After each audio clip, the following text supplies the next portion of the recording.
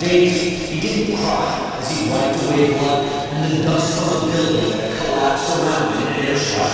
His silence somehow reminded the world today of its silence in the face of the atrocities in Aleppo.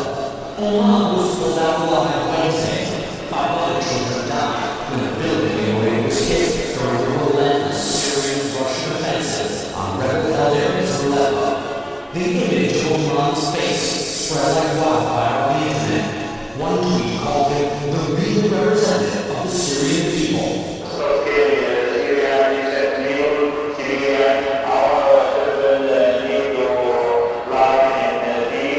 The doctor who treated him said today there were many more severe cases. No one is paying attention to.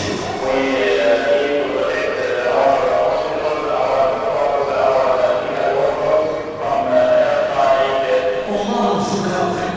His family now wants to escape. The same choice another boy's family made a year ago. Aylan Karim, whose body washed up on beach.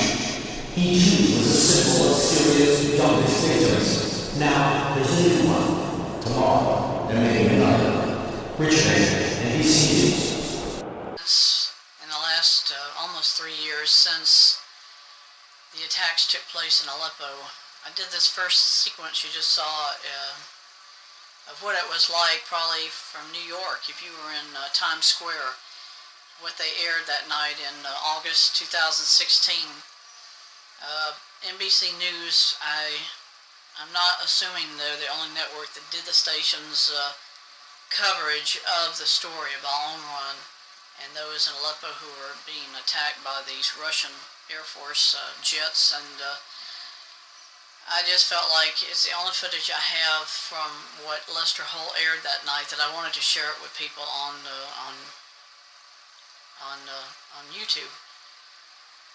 I've done other videos too. I plan to do a little comedic type segment after I finish this little narration.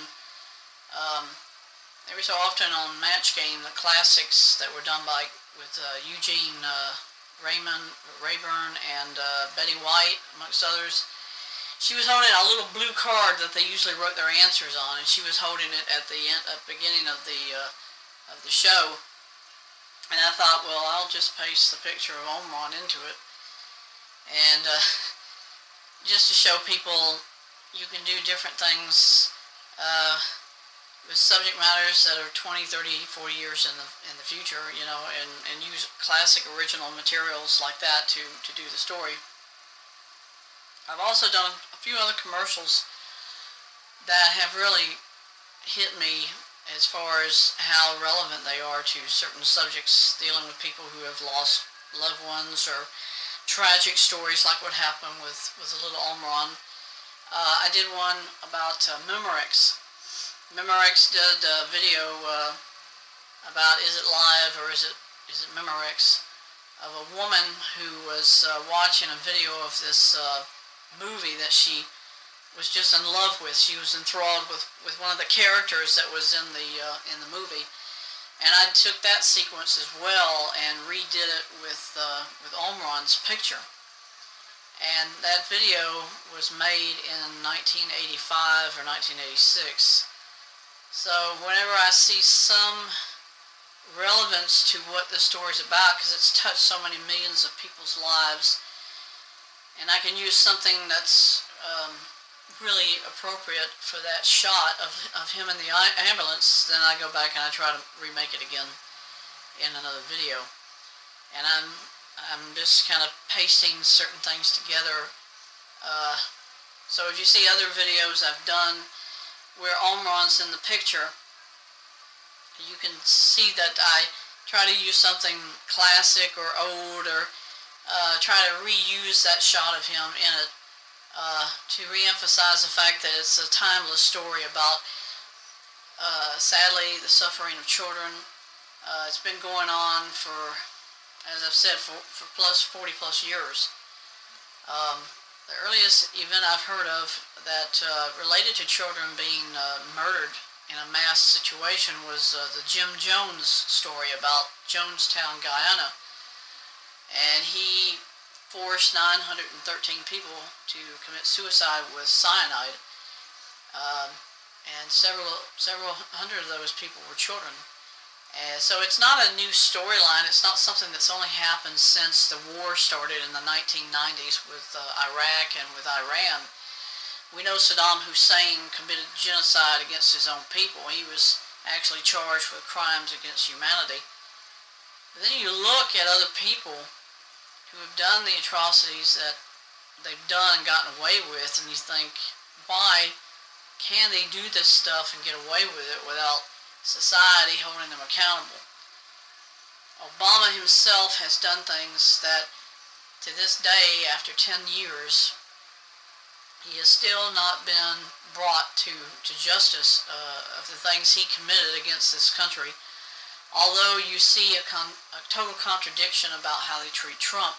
Trump is condemned for everything he does on a daily basis. This is unheard of for any media campaign attack against somebody who has that high position of authority in this country. And I would doubt seriously that in the years to come, if a Democrat is reelected as president, you will never see that kind of hate that's projected towards a Democrat as you are seeing towards a Republican candidate. They've got Elizabeth Warren, who is trying to say she's going to run for president in 2020. And you think she's already been proven a liar by the fact she kept saying she was of Indian descent. And now you're hearing her say she's going to run against Trump in 2020. And I'm saying to myself, if anybody even tries to vote for somebody who is such a proverbial liar like Warren was, saying that she was of Indian descent, and everything she said and everything that happened after that fact proved she was a liar. I mean, this is the kind of depravity the Democrats have come to, that they have to condemn President Trump for every little thing he does, and then even beyond that make lies and use collusion against our own generals, against high-ranking people within our own government, like Justice Roberts. He was placed there by Obama, who is an advocate, loyal follower of Obama to this day. He rewrote the law regarding the Obamacare, the Affordable Care Act. He changed the law. By actual legality, he was not authorized or even had the authority to do that, and he did anyway. These are the things that Obama is never held accountable for. And I just have to wonder if insanity is happening all over the world, not only about little Omran in Aleppo and all those other children who've been killed or suffered from attacks by Saddam Hussein, by factions of rebels who say it's a just cause to kill innocent people, then what is the world heading to? Where are we going from let's just say from 2016, when Barack Obama finally left office? He is still predominantly a part of the American facade. He's a part of everything we see around us in our country today, because I truly believe Obama is the Antichrist. I truly believe that he is the false Messiah that the Bible talks about. Barbara Walters was saying that herself during the time that she was in media, that she truly felt Obama was the United States' version of the Messiah, because they believed that he was going to do such great things for America. He was going to do such great things to bring unity to this country. And now after 8 years, 10 years later, there's more division in this country today than there was even before Obama became the President of the United States. And that, to me, is just kind of disquieting, that somehow he has brainwashed enough people to believe the lies that he projected to them, to the point where they're willing to do anything and everything to bring about his new world order, his global government that he kept telling people was already here. It really only became reality during the 8 years he was president. We didn't have this kind of distrust within our government as we did during and after Obama was president of this country. And to think he would use even a child to help enhance his popularity. You know, he had this small boy that wanted to adopt Omran himself. He wanted to have him join his family as his little brother. And Obama knew he couldn't do anything to reach out to Omran's family. So he used that to his advantage and brought this child up there to the White House. And it was all a PR gimmick. It was to create public relations where he looked or shown himself to be doing more than he really ever had done, which was nothing. He didn't do anything as president of this country. I noted that Obama, in his second and last term, thank goodness, as president, he brought a black boy, a black student from a local high school, and he decorated him with a special medal. And you know why? Because he created a simulated bomb, and he used an actual alarm clock to create it. And Obama said this showed ingenuity by an African American child, that they had the ability to create things that were in all essence odd or unusual. And so Obama got away with saying that, and nobody ever did anything or said anything about his philosophy that because you're black, it doesn't matter what crime you commit in this country. In his mind and in most people's minds, it's okay what they do, and they get away with it. And Obama said during the time that Ferguson was going on in Missouri, what did he say? Cops being shot down, riots in the streets, all these things. Obama said it's just the culture of the black race, and you have to accept it, and none of those people were held accountable for their actions any more than what he did in giving those billions of dollars to the Iranians, who we know are terrorists. And to this day, you have the media who condemn President Trump because he pulled out of the Iranian deal. Because we know that Iranian terrorists, Iranians themselves, are advocates of a jihad. They want to be martyrs for Allah. That means they will kill, and it won't matter to them what happens. I mean, children are innocent until they're taught things. And I'm just praying that God will create a revival in Syria, that this little boy and so many millions of other children will be able to hear the gospel, they'll be able to hear the holy word of God. The Holy Bible will be preached in these nations, even though right now it's obvious that the borders are closed. They have no limit or opportunity to hear these things. They're restricted from being able to hear the word. My prayer is that God can do anything. He can open up any door he wants. And I've been praying for Omran's family, for his people, for those in Damascus, all over Syria, that they'd hear the Bible. They would be able to hear his word, and that the hearts of these people who have for so long been taught one thing would have that chance to be able to hear the Bible, to be able to reach out and accept Christ as their Savior because of the fact that Jesus died for them on the cross. It breaks my heart to see people suffering, but even more that there are certain regions in the world where you cannot hear certain things. You cannot read certain books. And it sounds so much like Nazism. Adolf Hitler would burn books in bonfires because he didn't believe that the Germans should read certain books that he didn't accept or he didn't recognize as being legitimate. Obama did those sorts of things as president. He dictated to this country of what we could and we could not accept in our philosophies as a nation. And he even said that through his wife's constant bashing about what children were eating in public schools, and said, you're not going to eat that anymore because we're telling you you can't. That's the kind of viewpoint and the attitude. Some people now are starting to realize what socialism is. It's communism.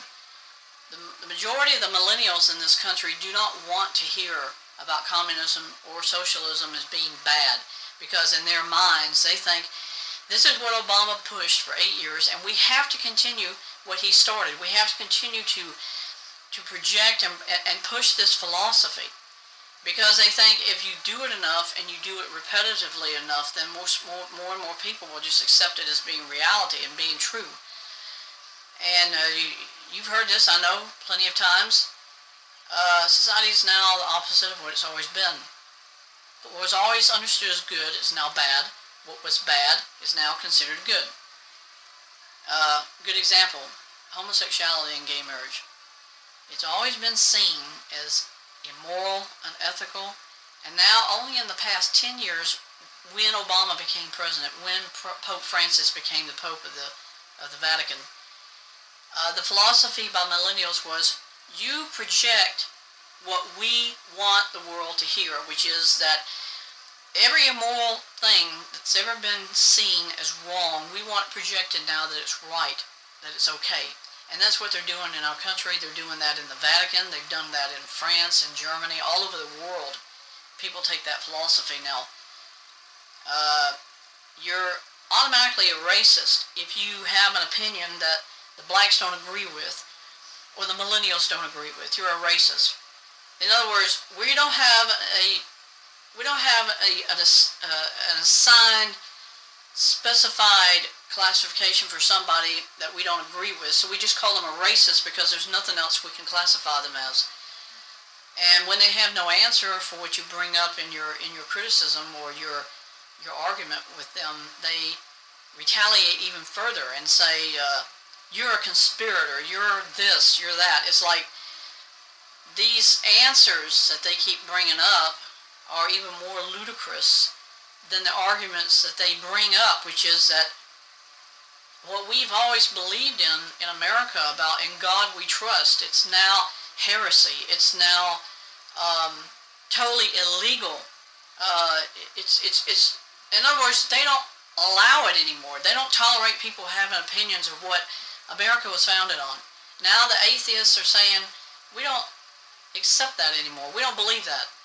We only believe that it's up to us making those decisions of whatever people are going to believe. And Obama kept saying that for billions of times that he was on television.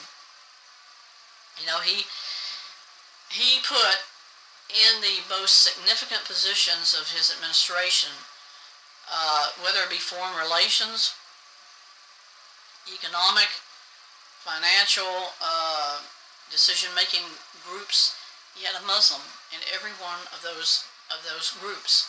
And then you tell me that Obama is a Christian, but yet everything about his administration, about his life has been proven over and over again that he believes in Islam. He believes in the Muslims and their philosophies, which is if you kill somebody, it is totally acceptable, because in the philosophy of Islam and the attitude of a jihad or a caliph is that killing people is totally acceptable in the Quran. And, you know, for me, looking at all the tragedies that we've seen in the past 10 years, by far what the people in Aleppo went through is only an eye-opener of what atrocities are happening all over the world, from Germany to Russia, in North Korea, and a lot in China. The Chinese have been aborting girls for decades. I would even say maybe even 100 years. Now the feminist groups in America who are trying to westernize, or shall we call them the feminists, are trying to liberate the worlds that are predominantly Muslim, to say the woman is the only one that matters, the man is nothing.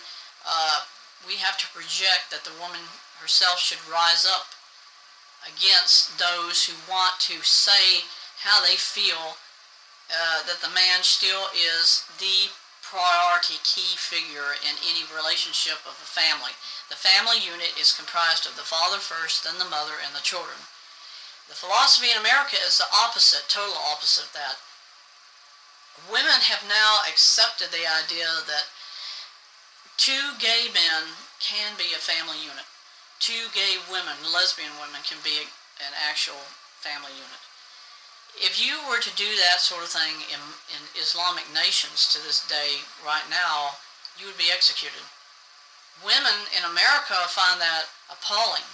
But you see, that's what Islam teaches. The man is still the primary key role model in a family. In America, it is the total opposite.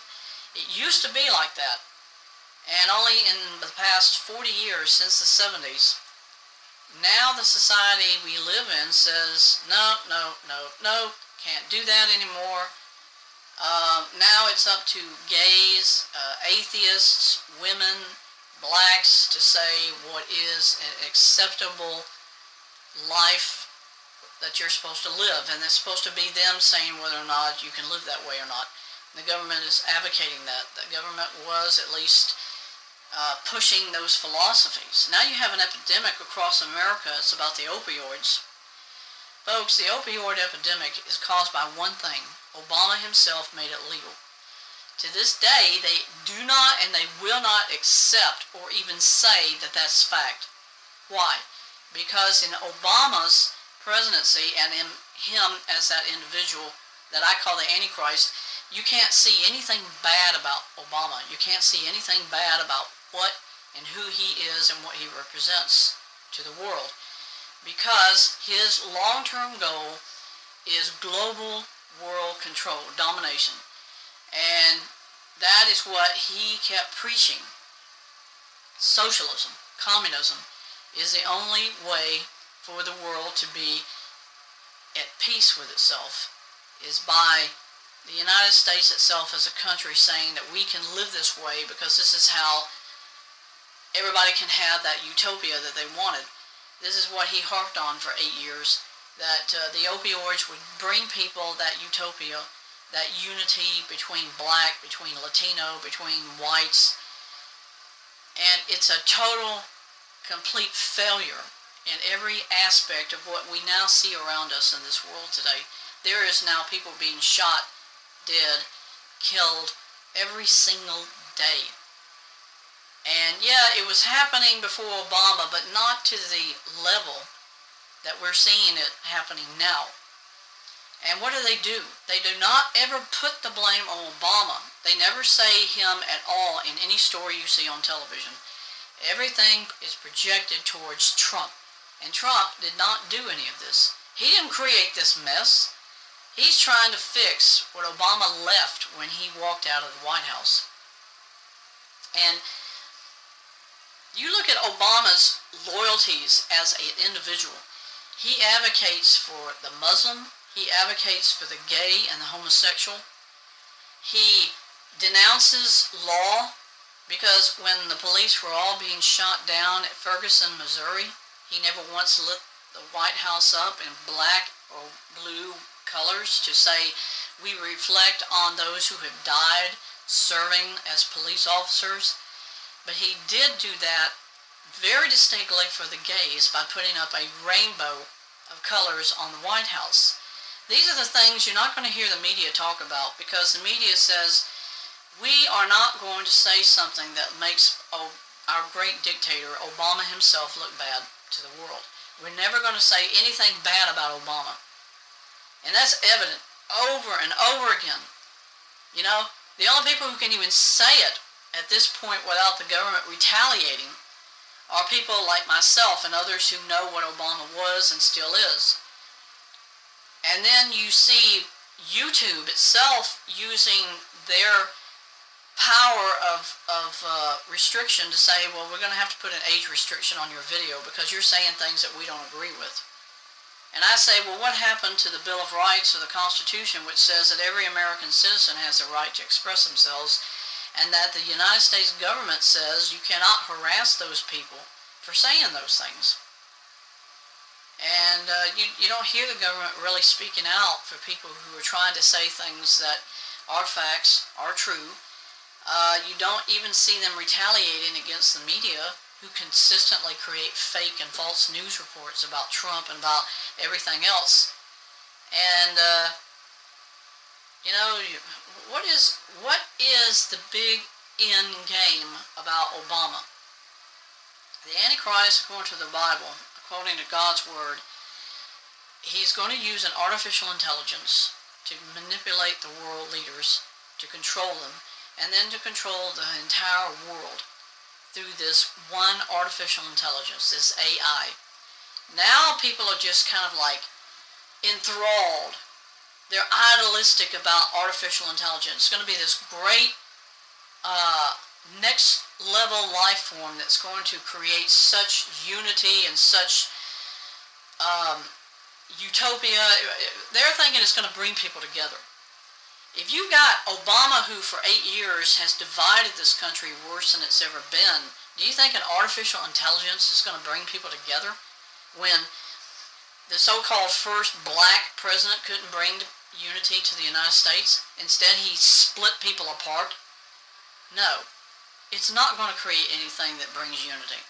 The artificial intelligence, according to the Bible, is going to be used by the Antichrist to control the entire world that we know today. And it says that the artificial intelligence, and of course it's all being controlled, by the way, through Satan and through the Antichrist. The Antichrist says, I want y'all to create an artificial intelligence that I can then use to control the world with. It'll have the ability to speak, to walk, to talk, to simulate everything about the human being. It's in the Bible. It's in Revelation. Read it. And you see that all the time becoming more and more reality. You know, the only thing left that Obama has not done yet, and I guarantee you it is coming, is to put the mark of the beast, 666. It's going to be something you have to put on your right hand or your forehead. And this is going to identify that you are loyal to Obama, to the Antichrist himself. And the false prophet, I'd say there is no other person in the book of Revelation who's been proved positive but Pope Francis. Because Pope Francis shows all indications that he has abandoned the Holy Bible. He advocates homosexuality. He advocates, and did the day he was actually placed as the Pope, for gay marriage. That is a total apostasy against the holy Word of God. It's against what God tells us is an abomination to Him. And that is that you were created a certain way. And that's how God intended all life on this planet to live. You do not see animals of different sexes coming together like males and males or females coming together. That's not even natural for them to even feel that way. But then you look at how people see animals today. They put more value on an animal's life than a human life. Is that upside down? Is that perverted? Yeah, it's upside down and perverted. Why? Because the Antichrist, because of Satan saying to people, forget what's normal, forget what's right, forget what's been always taught as being ethically and morally correct. Now it's going to be whatever you want it to be. It's going to be the atheist telling you and teaching you the opposite of what the Bible has always taught you. It's wrong to do certain things because you know it's wrong. That's what society is so screwed up on. They don't understand anymore what's right or wrong because they don't want to know what's right or wrong anymore. They want to live the way they want. And they say, whatever happens, so be it. You know, it's like they feel like we only live once. That's why people are so fatalistic about life now. If you're killed, if you're shot down by somebody, an illegal immigrant who comes in here and has no legality to be here, the millennials, the Democrats, they say, well, it's their right to kill people. It's their right to come into this country and do these things because, this is how Obama's socialism is going to come to power so much faster if we can bring these people, these degenerates, every kind of ethically immoral kind of lifestyle into America. It's going to make it so much faster. That's how I'm seeing how these things continue to go on and nobody stands up against them in our government. And even the church itself, it's not speaking out about these things. God even said that in the Bible. In the end times, those who understand the holy Word of God would abandon what it teaches and what it stands for and what traditional understandings of how the Bible has always been interpreted, that it would be abandoned. It would be eliminated. Hillary Clinton lost the election because enough smart people realized, she said, we have to abandon religion. We have to get rid of religion. Get it out. We don't need it anymore. That's what the atheists want. because they don't believe in anything. And thankfully, Hillary Clinton did not win. Now you got idiots like Elizabeth Warren who are saying over and over again, we gotta get Trump out of here. We gotta keep giving Obama's plans of global domination, global world order. We gotta get it full force. We gotta get it going. We gotta get moving as quick as we can. And you look at these people who are supposed to be so they've got it together, and you say they've got it worse than what they're saying Trump has. You know, why are the generals and all the rest of them leaving? You know, Kelly, Flynn, all the rest of these people. I'll tell you why. Satan uses the powers he has as the prince of this world to manipulate people's minds. But more importantly, the Democrats have a blank check. They can pay off anybody they want to. And they certainly did that in the Brett Kavanaugh nomination. And what did Brett Kavanaugh do? He totally did an about face. That's why they don't mind him being in the U.S. Supreme Court anymore. He's advocating now for Planned Parenthood, which is the murder of unborn children, and using their body parts to do stem cell research, to do all these immoral things against innocent lives who don't have a voice to speak out. The same is true of abortion. People thought, hey, abortion's wrong. Even Wade herself, Roe versus Wade, you had a woman who advocated for abortion in 1973. She has now totally gone an about face and said, I was wrong. It's murder. It's wrong. And everybody just kind of laughs that off and thinks, no, it's still a woman's right to kill. And that's why women now, women have gone to the next level of murder. They can kill people, children, that are already born and say, it came from me. It's still my right to kill that child because it's part of my body. That's the philosophy of abortion. Except when you murder an unborn child, it's not alive outside the body yet for it to say, I don't want to die. I don't want somebody killing me. Now, the National Organization for Women says, who cares if the woman kills the child after birth? It's still their right. It's still a part of their body. You think that's crazy? That's what philosophy has been since 1973. Human life is whatever a woman says it is, whether it's born, whether it's not born. Got news, folks. That unborn life, that human life, my life, only God created me. He gave the woman the right to conceive that child, but she did not create that life. Only God gave her that, let's say, that function to have a child, but He is the one that creates life. It is not just that physical union between a man and a woman. It's about God saying, I want you having that child, and He makes that miracle of life happen. You know, how many people know of the fact that couples do not have every single instance to have a child because some are barren, some don't have the choice to do those things, to have that child because it's not possible. And the philosophy is that if you look at it from the broader spectrum of what atheists, of what the Democrats tell you, all the rest of them tell you, it's a freak of nature. If it were a freak of nature, there'd be a lot of unborn children, because it means nature creates it on a random basis, and that is not the way that God intended it to be. Otherwise, there would not be human life on earth. There would be a lot of people who were sterilized, who were dead, who did not have children. So, you know what? In that context I've just shared with you, I'm saying this.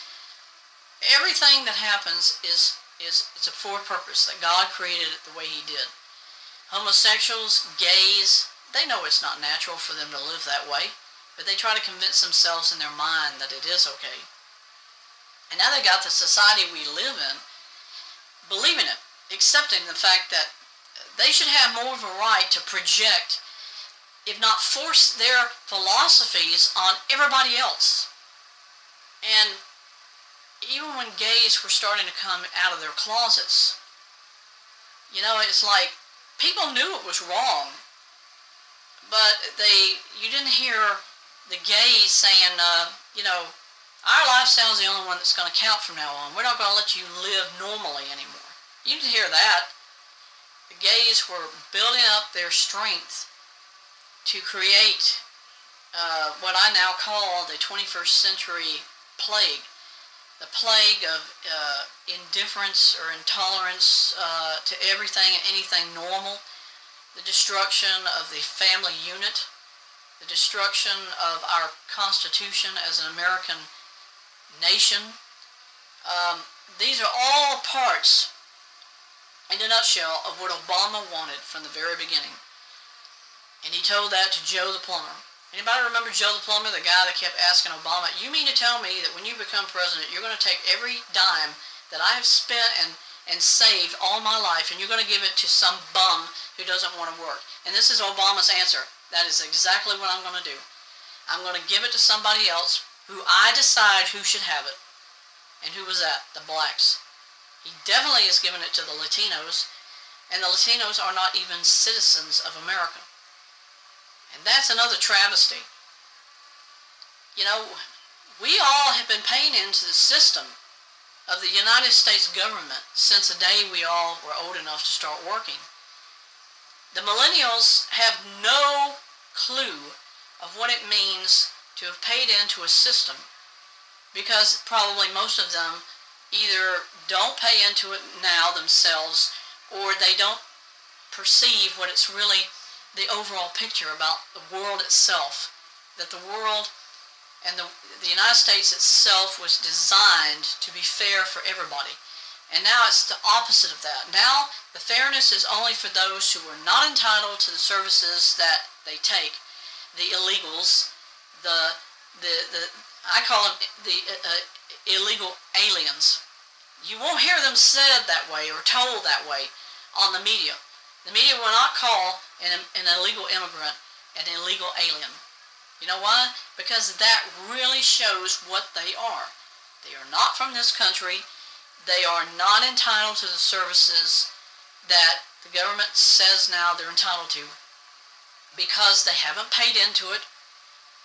And it means that they are spitting in my face and they're spitting in your face when they say they're more entitled to those services, because we have to have pity for these people. We have to have compassion for these people, even though it's you paying out the bill to feed them, give them free health care, and then you have to find some way on your own to survive and buy these things that Obama forced you to pay for. Like he said, you got to buy insurance.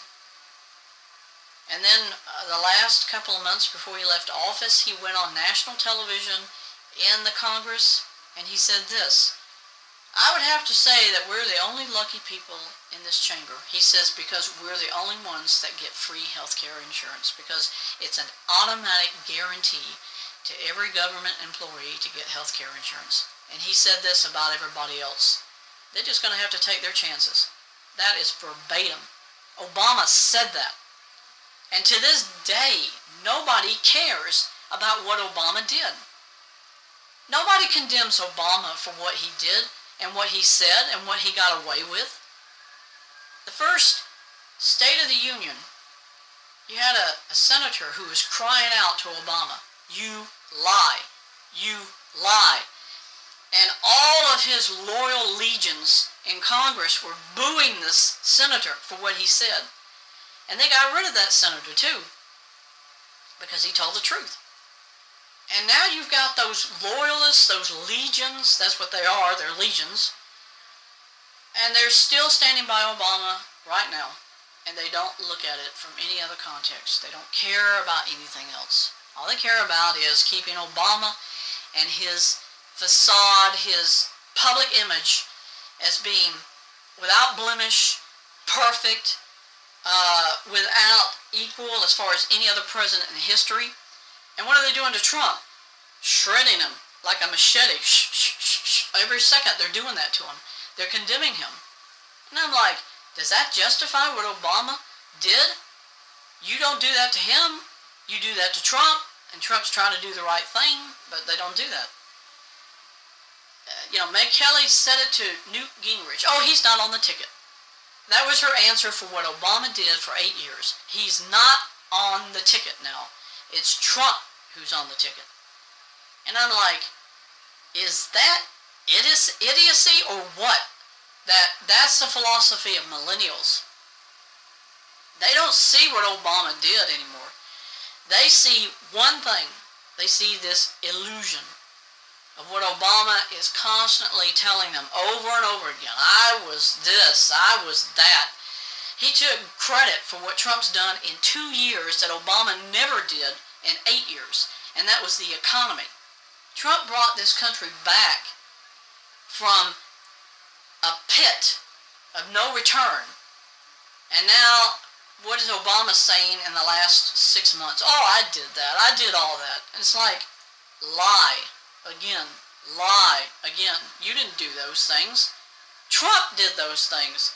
And the media never gives him credit for zero. Nothing.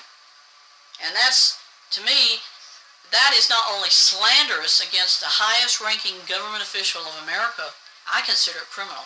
I think every person in the media who has made the kinds of slanderous, crappy remarks against President Trump should be arrested. They should be charged with not only obstruction of justice, but for the betrayal of our constitutional rights as American citizens, because they lie constantly about Obama. They don't say squat of what he did wrong. All they do is either ignore the subject, or if it's brought up, they say, oh, well, you can't say that about Obama. He was great. He was this. Folks, that's what America, that's what this world has become. It is depravitated. It is degenerate. And who is it that does it all?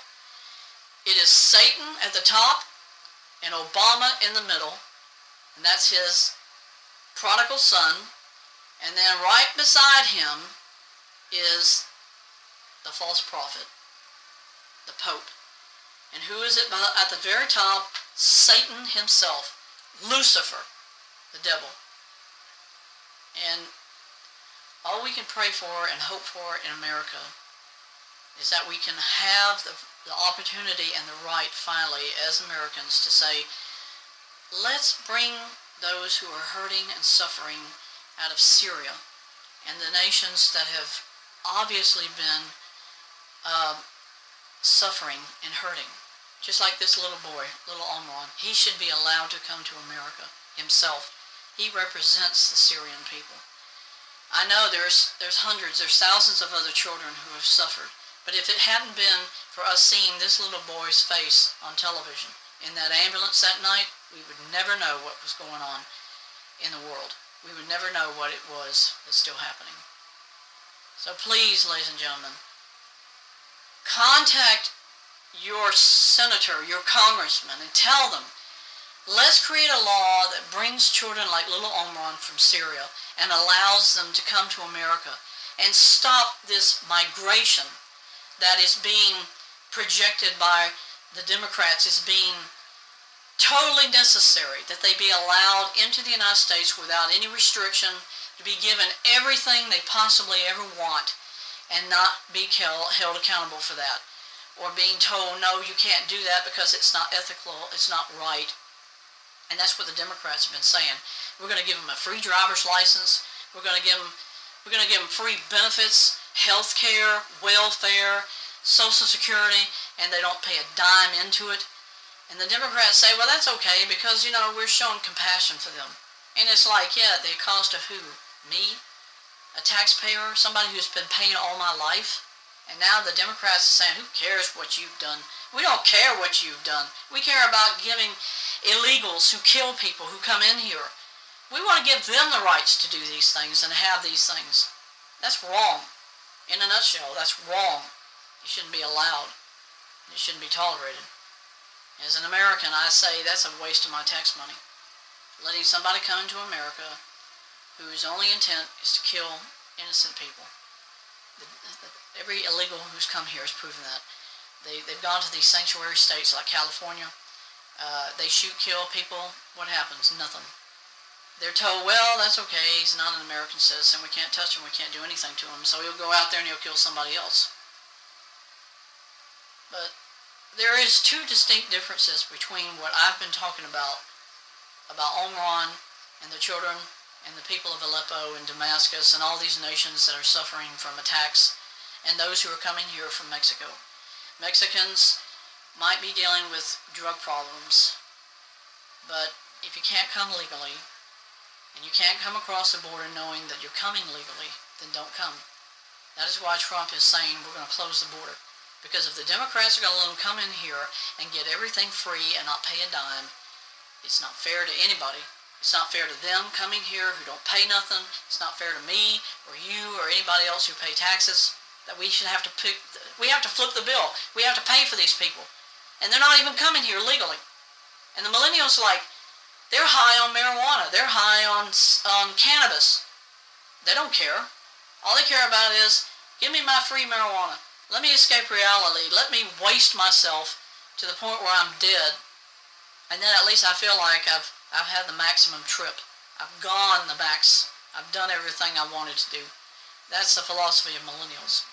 That's the philosophy of people who don't care one way or the other what happens to our country. I do care about what happens to America. I was born here in a free country. Today, it's not free. It's not free because the government now gives all those freedoms that I had as an American to people who are not Americans, who are not citizens of this country. And that's a very, very crucial point about citizenship. When you're a citizen, you're entitled because you are an American citizen. If you come here and you are not an American citizen, that means you are not entitled to nothing because you didn't pay nothing into our system. That's what's fair about Social Security. That's what's fair about Medicare. That's what's fair about every single function of the United States government itself. It's fair because it's for the people who are here legally and who are citizens. And a Mexican, a Guatemalan, all these other people, they're not here legally. They're here as aliens. If you're an alien, you should go back where you come from and then get the legality that's necessary to come here. They talk about how many millions of dollars these people have paid to be smuggled into the United States. I'm like, you could have used all that money and come here legally. You didn't have to get on the back of a truck. You didn't have to hide. With that much money in your pocket, you could have bought your citizenship. You could have paid the government of the United States to say, look, here's what I'm offering to your country, and here's all the money I have. The government would have taken it. All I got to do is look at Obama. He was like, give me all your money. That's what he was saying. You give me your money, you can come in here, and you'll never have to go home. Makes no sense. None of it makes sense. So please, remember what I've been talking about. This little boy. Remember him. Remember his family, the Dagnish family. They suffer. They still suffer. We have to remember people who suffer in nations where even the right to hear the Bible, to hear other types of religious beliefs are even obstructed and blocked. Those are the people that deserve to come to America. Those who can't even hear it. And it's a tragedy. It is a tragedy that they can't do the same things that we can do as American citizens. That's why I say he deserves to come here, because of what he went through. But a Mexican, they just come because they know they'll be able to ease into the cracks of our pathetic system, which is to say, we're going to come in, we don't care how many people died, no matter how many people have to be shot. They're going to do it. They're going to do it no matter what happens. But we have to stand up as Americans and say, we want people here who want to help us and not kill us, not condemn us, not bring the degenerate viewpoint of all these other countries like Mexico, where it's like it's a cesspool They don't live, they don't have any idea of what is and isn't hygiene because they've never had it. And you see that in the bathrooms. Every time a Mexican goes in, it's like it's a complete mess because they don't know what hygiene is. They don't know anything about it. And that's what Obama says we have to let into our country. Let them come here. Let them destroy everything about our infrastructure. But we're being compassionate. That's the logic for why we want to let people come in here who are killing, who are shooting, who are coming here illegally. No. That's not what I pay taxes for. If I can pay my taxes for any one person to be helped, it would be for little Omar and Dagnish to come to America. That would be what I would want every dime of my money to go for. Getting him, getting his family out of a war zone, getting them somewhere safe where he can live and not have to worry about a bomb falling on him or being shot by rebels or dissidents.